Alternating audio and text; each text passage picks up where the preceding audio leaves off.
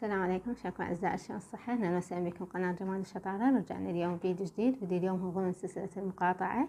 طبعا أنا ردت أكثف فيديوهات بشهر 11، بس كنت اسم الله عليكم مريضة صار لي أكثر من 10 أيام. إن شاء الله راح أعوض فيديوهات المقاطعة، لأن شهر 11 راح تصير بعروض، فحتى إن شاء الله واحد مني يبحث إنه شنو بدائل يلقى إن شاء الله. وإذا عندكم أي أسئلة واقتراحات عادي كتبوا لي حتى ندور بدائل. أكيد قبل لا نبدي لا تنسوا دعاء لإخواننا، الله يفرج عليهم إن شاء الله، أن يجيب المضطر إذا دعاه ويكشف السوء.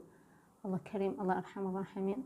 طبعا شو يقولون، إذا رأيت البلاء يشتد ويشتد فاعلم أن الفرج قريب. إحنا آمنا برب العالمين كبير إن شاء الله ما ينقطع. الله كريم إن شاء الله، الله يفرجها. وطبعا نساء غزة العفيفات الشريفات طبعا هن نتعلم منهن إحنا الصبر العفة والإيمان. إن شاء الله هذا الصحفي ياخذ جزاء العادل إن شاء الله بالدنيا والآخرة إن شاء الله.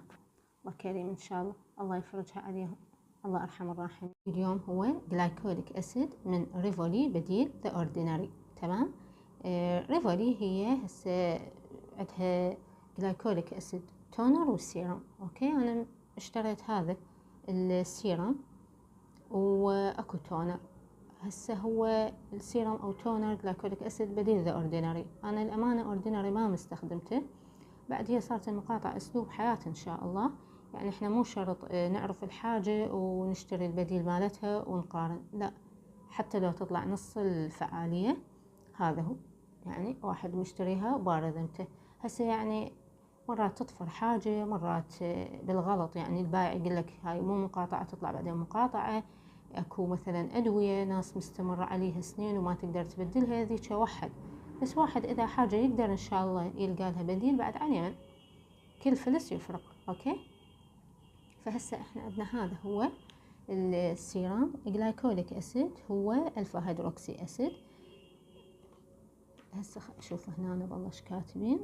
جلايكوليك اسيد هو الفا هيدروكسي اسيد. طبعا هو هذا اضعف مقشر، تمام، بس هم تديرون بالكم من عنده. هو طبعا جزيئاته صغيرة بحيث راح تخترق الجلد وتكسر الأواصر. تمام، الأواصر اللي هي بين الجلد الميت، فحتى يوقع فالطبقات الخارجية من الجلد اللي هي راح تسوي لنا الرؤوس السوداء، ممكن نسوي تصبغات وكذا، كلها راح تروح. اوكي، وهي اكثر شيء احنا اذا للوجه للتي زون اللي هم مش كاتبين suitable for acne prone skin، للبشرة المعرضة لحب الشباب او الحبوب بشكل عام. اوكي، الاستخدام مالته 4 إلى 5 قطرات نخليها طبعا بالمساء. ديروا بالكم مو تخلون طول العمر بالشمس، حتى يوم ثاني لازم واقي شمس مستخدمين، لان هو يبقى مقشر على بشرة نظيفة وجافة. راح بطريقة المساج نخليه ونتجنب مدار العين. اوكي، نتركه 10 إلى 15 دقيقة.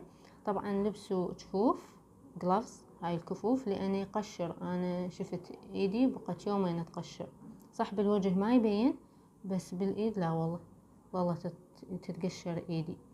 طبعا نتركه لحد 10 إلى 15 دقيقة، بعدين نغسله بماي ونخليه مرطب. هم مش كاتبين مرتين بالأسبوع، بس هسه أنا جاي استخدمه مرة بالأسبوع، لأن ما بقى عندي شيء قليل جدا. قلت لكم أنا بالغسول الزيتي، يعني هي عادي البشرة ممكن بيها رؤوس سوداء، بس احنا بدل لا بيها 50-60%، يعني خلي يبقى بيها مثلا أقل من 5%، فد شي ما يبين. أوكي، ما 100% لا، ماكو شي.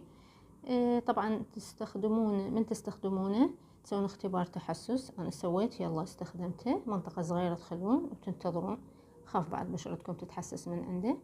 وممكن أكو ناس يصير عندها يعني ردات فعل عكسية للجسم، يعني مو كل منطقة هي نفس الثانية، ممكن تصير ردات فعل عكسية، هم تديرون بالكم.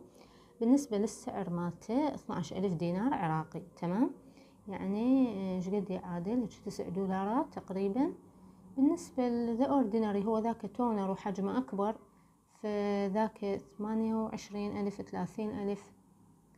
أنا بس ردت يعني كبديل، إذا واحد يعني رايد بديل ذا اورديناري، لأن أنا هواي دورت، أنا ما أدري هذولي جماعة ريفولي عندهم لما نشوف الصفحة عنه. أوكي، ما قاعدين شي نفس الحكي اللي قلناه، وهو صناعة هي في بلغاريا. تمام، ما ناسيش إن شاء الله. إذا عندكم أي سؤال تركوا التعليقات. مع السلامة، الله وياكم.